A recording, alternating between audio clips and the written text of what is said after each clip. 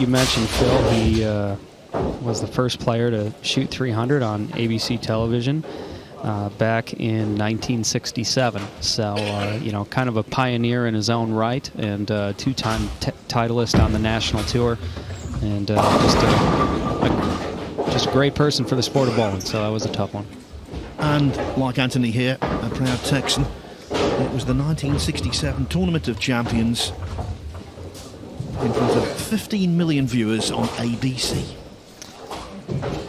That's quite impressive. It's already hard enough to bowl 300 on TV, and then do it with that many live people watching is truly special.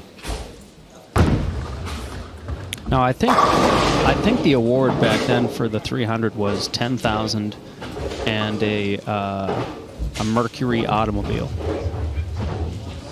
So now, when you shot 300 here, did you get 10,000 or a brand new Mercury? I did not. I don't know if kids my age actually know what a Mercury is.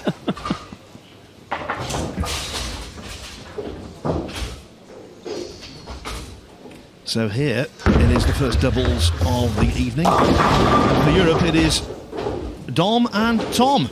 Thomas Larsen and Dominic Barrett up against the two rookies, Daugherty and Vi. Can the Americans go in front for the first time in the overall match? Well, it looks like Tom's going to stick with his strategy of using that purple hammer urethane ball. Yeah, that's a ball that Tom's been comfortable with for a long time, you know, across multiple places. And him making a little adjustment towards the end of that game, I think helped get him comfortable, get himself a little more dialed in, ready to go here at the Lever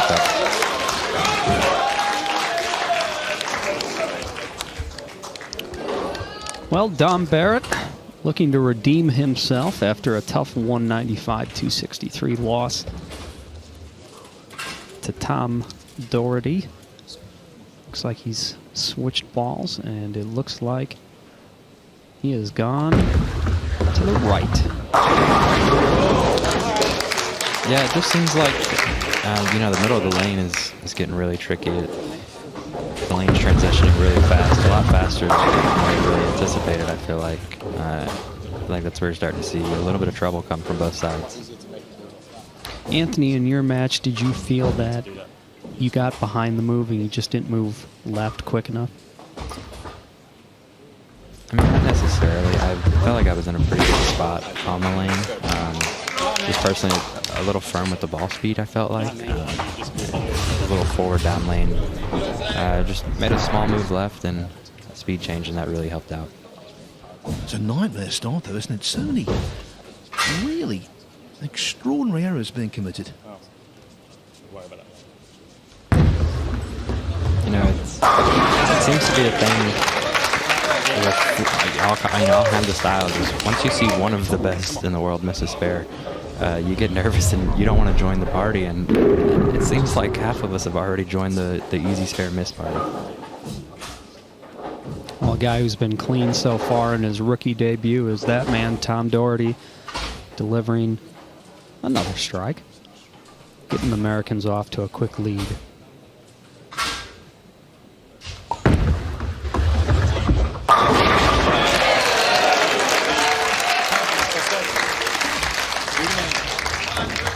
Yeah, it just looks like it's obviously session one here, and guys are trying to find their feet, get themselves situated, and shots like that are not going to help you get comfortable.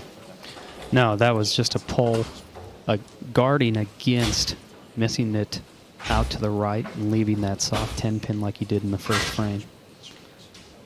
I'm not sure there's a ball on this planet that doesn't do that. Excellent shot by Vi there. Chris doing what I really feel I think Dom ought to be doing, and that is further left, steeper with the angles through the front part of the lane, and you know, getting the ball, you know, out probably at about 5 board and letting it just come back off the spot there. Yeah, Dom's so unique. He's able to really get his ball through the front. It's pretty easy, but he can also make it roll. So that's going to be important to see whether he can use his forward roll to still get some continuation through the pins and knock that 10 pin out. As we talked about earlier, Thomas is probably, I think, one of the best players at using, next to Sean Rash, using urethane traffic to his advantage. Yeah, truly, I think Thomas Larsen might be one of the most underrated bowlers on tour. Yeah, he's been good for a long time. I've had the pleasure of traveling the world a few times and getting to compete alongside with him. And I used to really enjoy Fagan because he could play anywhere on the lane. And then, Thomas is kind of joining into that category. Left and slow is just all around just a solid player. 10 strikes already this evening from Daugherty, 2 in the Baker match, 7 in his individual contest, and 1 already in this.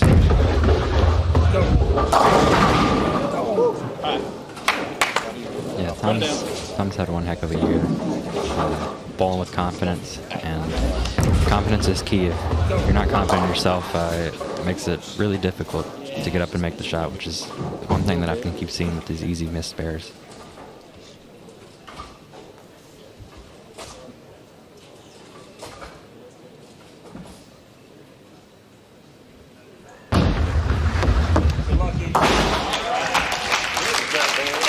No problem for Chris Vine on the 7th pin there.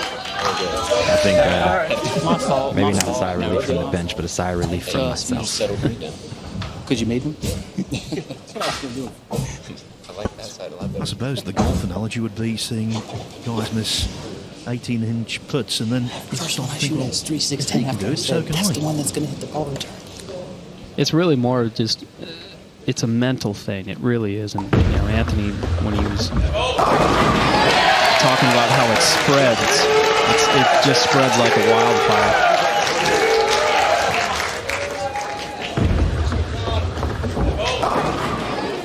Much better shot from Dom there. Looked like he moved his feet a little to the right and back to the firmer ball speed.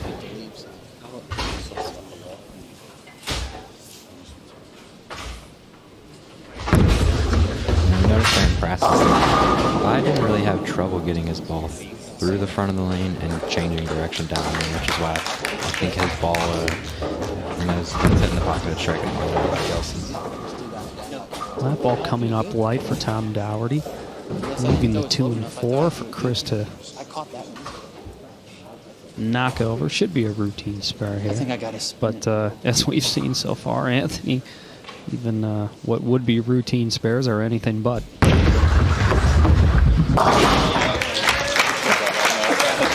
Covers the spare, little stick to the foul line. But yeah, that's been a thing where I think we're going to have to make a few spares, throw ourselves back in. Your ball's split We compete with the best in the world. Our spare game is normally pretty good. I think get some confidence back and move forward. So the lead has changed hands. Europe now just a couple in front. Frame 5 just about to begin. I thought that was good.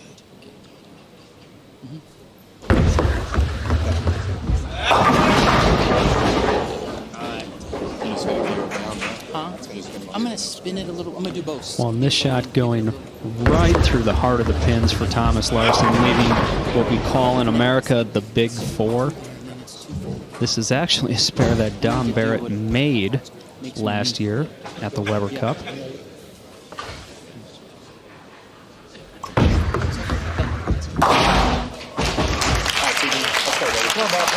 However, no can do this year.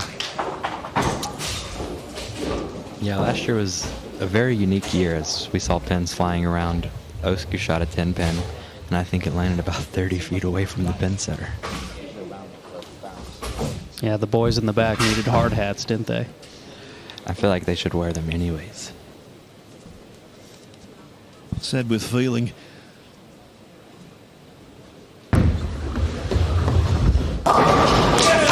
Much better shot from Tom.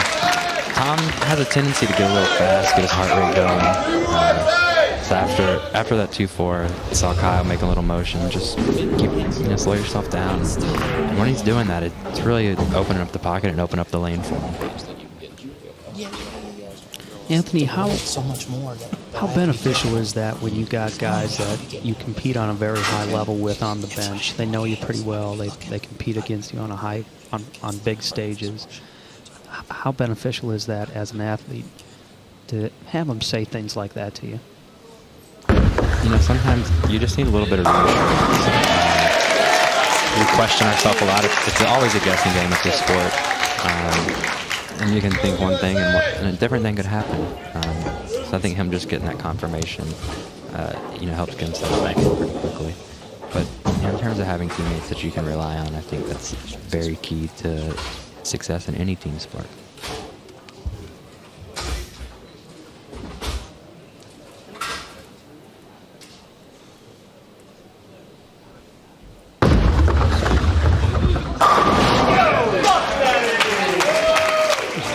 Just another great shot from a young man that has really blossomed into one of the top level professionals in this sport.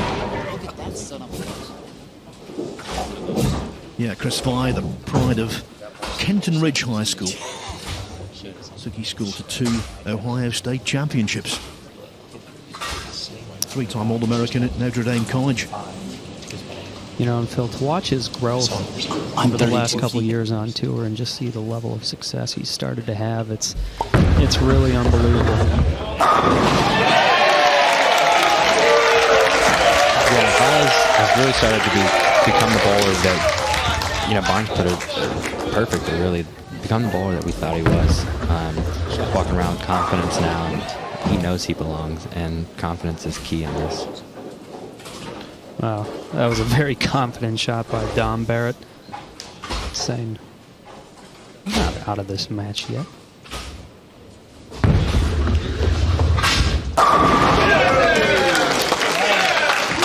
See Daugherty posting that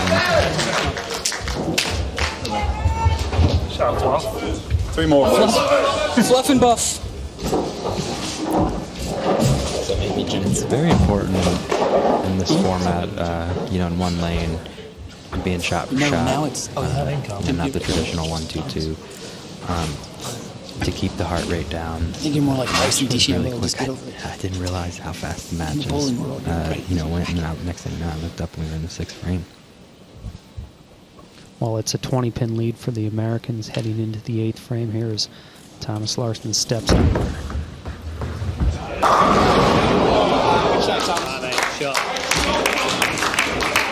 I'm thinking that pesky 10-pin is going to be a problem throughout this event. During our practice session, we kind of saw similar hits throughout all of the patterns with all the different styles. So it'll be interesting to see how difficult the 10 becomes to knock over. Yeah, pesky is a good word because it's coming up repeatedly. Yeah, if you leave enough of them over time, it'll make you want to scream at them.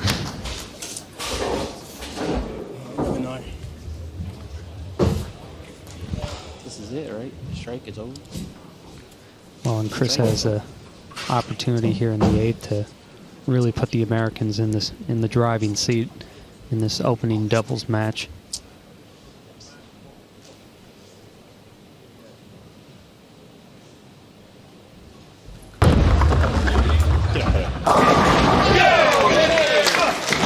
Another great shot from Chris Fry. And this is just what power gets you, ladies and gentlemen. You see how Chris comes up and posts the shot, and the revolutions that he can impart on the bowling ball just make mincemeat of the pins, and that's really how you open up the pocket and you put a lot of strikes on the board. Yeah, the bigger you can get your pocket, the higher your percentages to strike, and the higher your percentages to strike, the more comfortable you're going to be.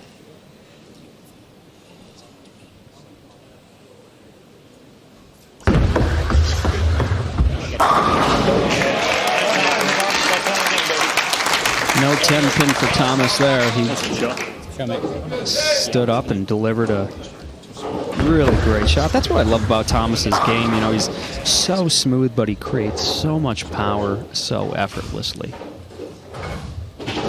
Be that as it may, a strike here in the penultimate frame would do it for the Americans.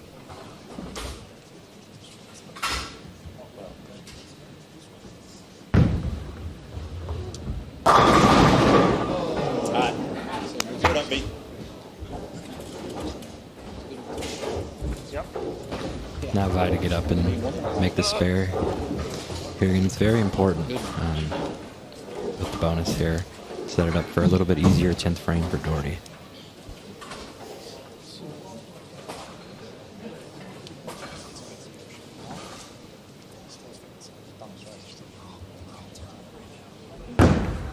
Yeah, baby. Full focus, full commitment, and never in doubt. That's why I didn't want to bowl late. I'm done. I was aced. Yeah. Little fun fact about Mama Vi, as I call her. She might have some of the best cookies I've ever had in my life. So I make that a special treat that when I'm in the Ohio area, I specially request cookies to be delivered to the event. Well, Dom Barrett here, chance to get the Europeans to 246.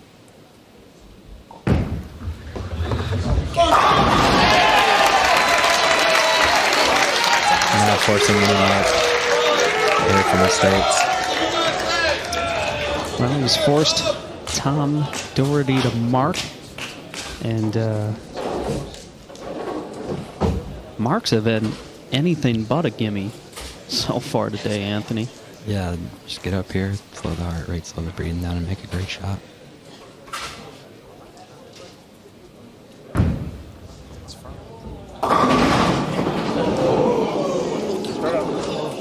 Well, Tom just staving off potential disaster for the Americans right there, as this shot is pulled left, going right through the nose. 7 the last to fall. The 3-6-10 is all that stands between Chris Vi, the Americans, and another point up on the board. Should be a 3-2 lead.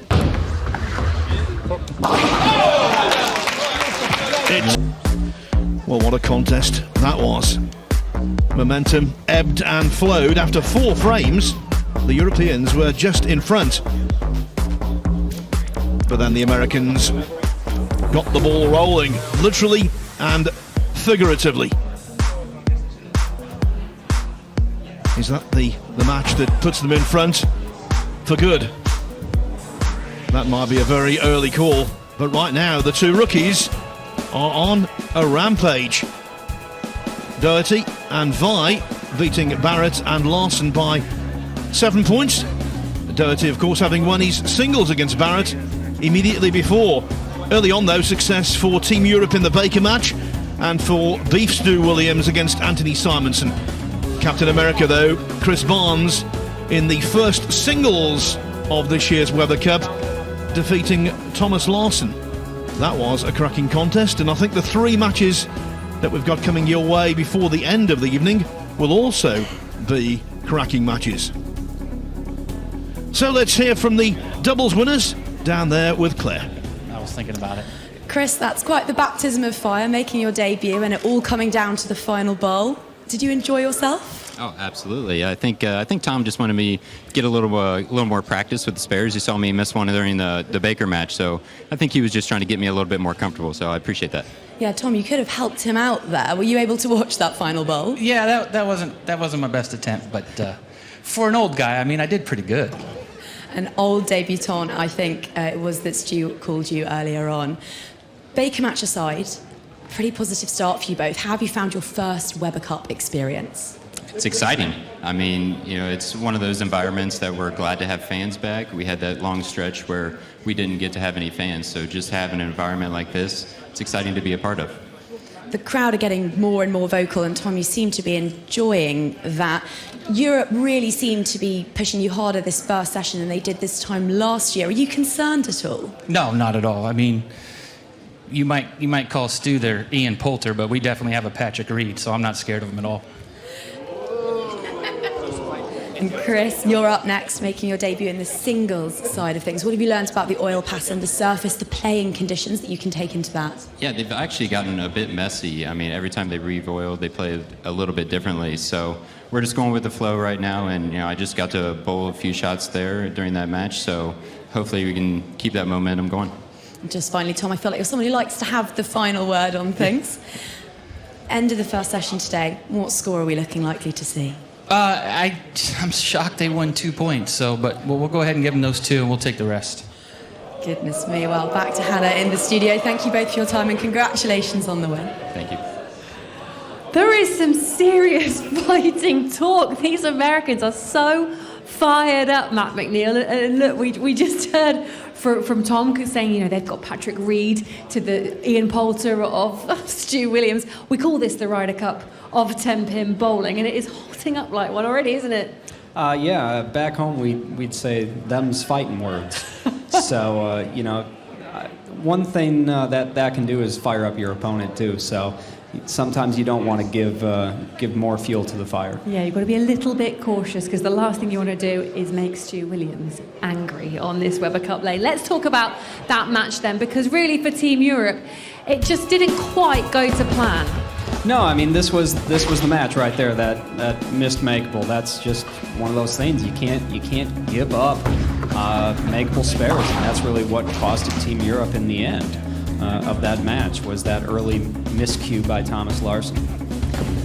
And we've talked about it already, but it is one of those things, isn't it? With the misses we are seeing, once you have one, you have another and another, and then the game has gone. What have these players got to do to readjust mid-game? Because you've got to make those adjustments like Chris Barnes did earlier on.